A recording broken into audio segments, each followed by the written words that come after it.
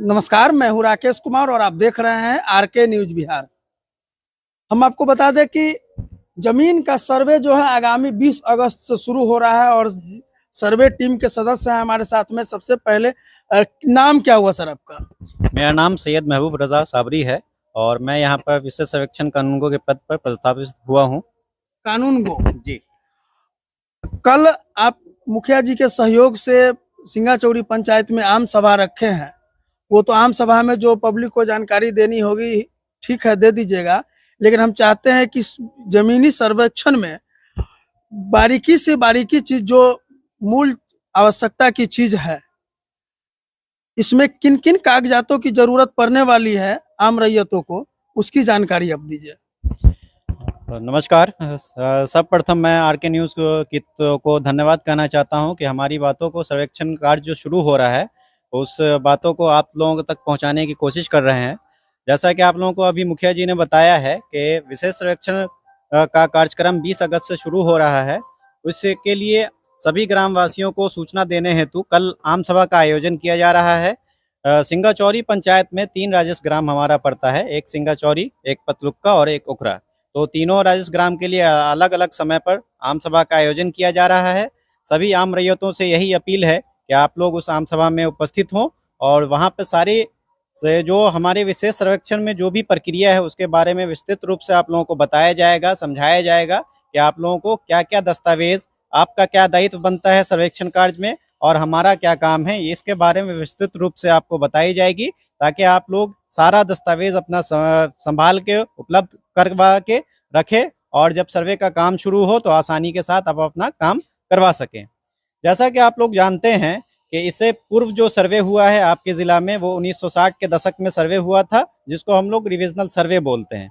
उस समय खतियान बना था और खतियान बनने के बाद बहुत सारे लोगों ने केवाला करवाया होगा, अलग अलग लोगों के नाम पे जमाबंदी कायम होगी। तो उसी को अपडेट करने हेतु बिहार सरकार की तरफ से एक अभियान चलाया गया है, एक योजना चलाया गया है जिसका नाम विशेष सर्वेक्षण है। विशेष सर्वेक्षण जो है एक तरह का नया सर्वे का काम हो रहा है और इस नए सर्वे में नया खतियान बनने का काम होगा। पुराने सर्वे में आप लोग देखते होंगे कि आपके पूर्वज का नाम होगा और उनकी मृत्यु हो चुकी होगी, अब उनके बेटे होंगे, पोते होंगे, इस तरह वंश आगे बढ़ा और आज भी जो दस्तावेज, सरकारी दस्तावेज है उसमें आपके पूर्वज का ही नाम दर्ज है। तो बिहार सरकार ने ये सोचा कि अभी जो पुराना दस्तावेज है, जैसे खतियान है, पुराना केवाला है, पुरानी जमाबंदी है, ये सारी चीज़ को अपडेट करके अभी वर्तमान स्थिति में जो उसको जोत आबाद रहे हैं, जो पूर्वज की ज़मीन आप अपने वंश होने के नाते वो जोत रहे हैं, वो आपके नाम पे अपडेट होके आपके नाम से पर्सनल खतियान बन जाए। पूर्व के सर्वे में आपके पूर्वज के नाम पर अगर खतियान होगा तो अभी आप लोग बंटवारा किए होंगे, बंटवारा करके जोत आबाद कर रहे होंगे, लेकिन नक्शा जो है वो आज भी एक ही है। जोत आबाद हिस्सेदारी के हिसाब से कर रहे होंगे, लेकिन नक्शा जब गांव का देखते होंगे तो आज भी एक ही नक्शा मिलता होगा। लेकिन इस सर्वे में जैसे ही सर्वे ये संपन्न होगा, सर्वे की प्रक्रिया पूर्ण होगी, तो इसमें हर एक बंटवारा के हिसाब से, जैसे आप लोग 4 पट्टीदार हैं तो चारों जो बंटवारा किए हुए हैं, जैसे जैसे बंटवारा किए हुए हैं उसके अनुसार इसका नक्शा भी बनेगा और उसका अलग अलग खतियान भी आपको बन के मिल जाएगा। उसमें जो लोग जमीन खरीद बिक्री करके नया जमीन खरीदे हैं, तो उन लोगों को क्या किन किन किन कागजातों की आवश्यकता होगी? जिन लोगों ने नया केवाला करवाया हो, या तो वो खतियानी रैयत से केवाला करवाए हो या खतियानी रैयत के वंशज से केवाला करवाए हो या इस बीच में 2-3 कड़ी के बीच में केवाला हो गया हो, तो अगर आपके पास उसकी जमाबंदी कायम हो, दाखिल खारिज हो गया हो, तब तो आप डायरेक्ट केवाला और दाखिल खारिज की जो पंजी होती है, जिसको हम लोग रसीद भी बोलते हैं, जमाबंदी पंजी के हिसाब से रसीद कटती है, तो वो लगान रसीद आप जमा करेंगे, उसके आधार पे काम हो जाएगा। जिन लोगों का दाखिल खारिज नहीं हो पाया है किसी भी कारणवश या नया केवाला किए हैं, तो उनके लिए मैं यही कहूँगा कि आप लोग अपना केवाला देंगे। केवाला के साथ आपका जो दर केवाला होगा, जिससे हम लोग खतियान से रिलेशन मिलाएंगे कि एक्चुअल में वो खतियानी वंशज के द्वारा ही बेचा गया है या नहीं है, वो सत्यापन होने के उपरांत आपके नाम पर वो ऑटोमेटिक खतियान बन जाएगा। क्या कहना चाहेंगे? हम पूछना चाह रहे हैं सर कि मान लिया जाए कि हम किसी से अभी अभी जमीन लिए, वह जमीन रजिस्ट्री नहीं हुआ और वो व्यक्ति जिससे हम जमीन लिए वो अगर अभी जो काम हो रहा है सर्वे का वो अगर बोल दे कि नहीं ये जमीन हम उक्त आदमी के हाथे, या सपोज दैट मान लीजिए मेरे ही हाथों वो बेच चुका, हम ही के बारे में बोले कि हम इनको सरोज जी को हम लिखना चाह रहे हैं, हाँ सर्वे में करा दीजिए, इन्हीं के नाम से चढ़ा दीजिए, तो ऐसा क्या संभव है? देखिए, सरकार का जो प्रोविजन है उसमें ये प्रोविजन है कि कोई भी जमीन अगर उसका मालिकाना हक चेंज होता है, जैसे आप भूस्वामी पहले आप थे और अभी कोई भूस्वामी दूसरा बनना चाहता है, तो उसके लिए आपको हर हाल में उसको रजिस्ट्री करना कंपलसरी है। बिना रजिस्ट्री किए हुए वो आपके नाम पे दर्ज नहीं होगा। एक केस बनता है जैसे कि खतियानी वंशज हैं आप, खतियानी वंशज में आपसी बंटवारा होता है, तो आपसी बंटवारे में अगर वो हिस्सेदारी में आपको आती है तब वो आपके नाम पे दर्ज हो सकता है। जैसे पूर्व में होता था ऐसा कि बड़े भाई जो होते हैं घर के गार्जियन होते थे, तो बड़े भाई के नाम पर केवाला हो गया, लोग ये मान लेते थे कि सभी का हिस्सा उसमें होगा। तो अगर ऐसा है कि बड़े भाई के नाम पे सिर्फ केवाला है और वो अपने छोटे भाइयों को उसमें हिस्सा देना चाहते हैं, तो वो अपनी सहमति से एक शेड्यूल बना के पेश करेंगे, तब वो बाकी भाइयों का उसमें हिस्सा दर्ज हो जाएगा, उनके नाम पे खतियान बन जाएगा। लेकिन अगर वो वंश के बाहर की बात हो गई, जैसे आपके नाम पे केवाला है और आपके वंश के बाहर किसी को बेचना चाह रहे हैं, तो जब तक आप रजिस्ट्री नहीं करेंगे तब तक आपके नाम से खतियान नहीं बनेगा।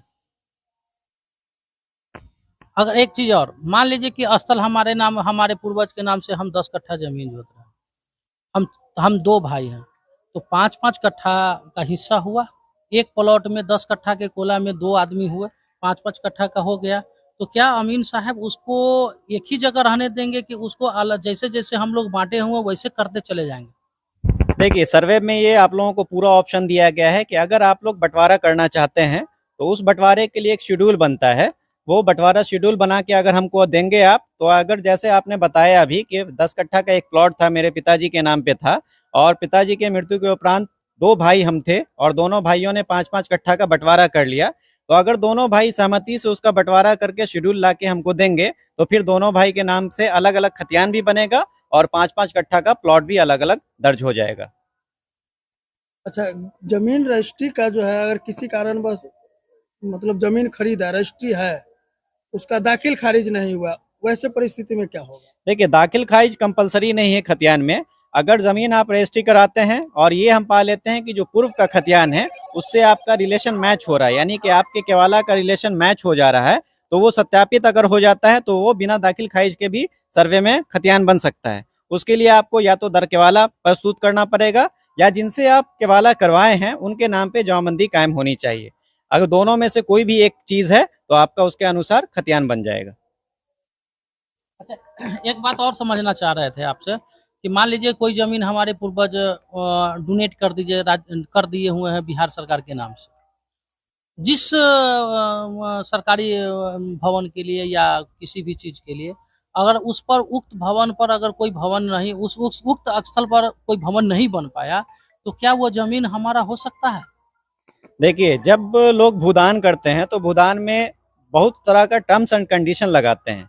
अगर आपके पूर्वज के द्वारा कहीं पर दान किया गया है, कोई ज़मीन दान की गई है किसी संस्था के लिए, सरकारी संस्था के लिए, तो उसमें टर्म्स एंड कंडीशन देखना पड़ेगा। बहुत सारे लोग जब दान करते हैं तो उसमें टर्म्स लिख देते हैं कि अगर इस ज़मीन पर उक्त जिस चीज़ के लिए हम दान कर रहे हैं, जिस संस्था के लिए दान कर रहे हैं, जिस विभाग के लिए दान कर रहे हैं, अगर वो विभाग उस पर नहीं, उसका बिल्डिंग हो या फिर उसका संचालन हो, उस ज़मीन पे नहीं हुआ, तो वो ऑटोमेटिक वापस हो जाएगी भूदारी के पास। अगर इस तरह का आपके पास टर्म्स कंडीशन उस पर लिखा हुआ है और हम स्थल पे पाते हैं कि वहाँ पर वो कोई चीज़ ऐसा नहीं बना है और जो समय सीमा उसमें निर्धारित किया गया है उस समय सीमा के अंदर वो चीज़ नहीं बना है, तब तो वो भूदारी के पास वापस हो जाएगी। अगर ऐसा टर्म्स एंड कंडीशन नहीं लिखा हुआ है तो वो यथावत जिस संस्था के नाम पर या जिस विभाग के नाम पर दान किया गया है उनके नाम से खतियान बनेगा। सर एक चीज और समझना चाह रहे थे कि अगर सर्वे में अगर हम 4-5 भाई हैं और 5 भाई हमारे एक पास 10 एकड़ जमीन है, तो हम लोग आपस में शेड्यूल बना करके किसके नाम से कौन खेसरा नंबर है, किसके नाम से क्या है, वो सब आपको देना पड़ेगा या उसका क्या प्रोसेस है? देखिए, बंटवारा करने के लिए सबसे बड़ा प्रोसेस यही है कि आपका जो पूर्व का जो भी कागज होगा, या तो केवाला होगा या खतियान होगा, वो आप उसमें लगाइए। पूर्वज के नाम पे जमीन है तो वंशावली हर हाल में लगेगा और वंशावली में आम रैयतों को ये सूचित करना हम चाहेंगे कि एक चीज़ का हमेशा ख्याल रखिएगा, जो चीज़ आम तौर पर नहीं करते हैं लोग, ये नहीं करते हैं कि वंशावली जब बनाते हैं तो अपने बहन बेटी ये सब का नाम उसमें दर्ज नहीं करते हैं। लोग ये सोचते हैं कि अगर उसमें नाम दर्ज कर देंगे तो उसमें उसकी हिस्सेदारी हो जाएगी। ऐसा नहीं होता है। वंशावली में बहन और बेटी सबका नाम दर्शाना है, जिसका हक बनता है उस पे सरकार का ये आदेश है, सुप्रीम कोर्ट का ये आदेश है कि पिता की संपत्ति में जितना बेटे का हक होता है समान अनुपात में बेटियों का हक होगा। तो आप उनके हक को नहीं छीन सकते हैं। आप वंशावली में उनका नाम दर्ज कीजिए। अगर आपकी बहन बेटी हिस्सा नहीं लेना चाहती है तो उससे आप एक एनओसी ले लीजिए, जो फर्स्ट क्लास मजिस्ट्रेट से बनता है एनओसी। वो एनओसी बनाकर मेरे पास जमा कर दीजिएगा तो ऑटोमेटिक उनका नाम वहां से हट जाएगा वंशावली में। लेकिन नाम उसका हर हाल में आप लोग दर्शाइए, वंशावली से नाम कभी नहीं छुपाइए बहन बेटी का, नहीं तो फिर फ्रॉडगिरी के केस में आप जेल जा सकते हैं। दूसरी चीज, ये बंटवारा जब भी आप लोग करेंगे तो बहुत सारे लोग क्या करते हैं कि मौखिक बंटवारा कर लेते हैं। आपस में बंटवारा कर लिए कि ये वाला कोला आपका रहेगा, ये मेरा रहेगा, और उसके अनुसार जो ताबाद करते हैं, उसका कोई पेपर नहीं बनाते हैं। लेकिन सर्वे के क्रम में आपसे उसका पेपर मांगा जाएगा।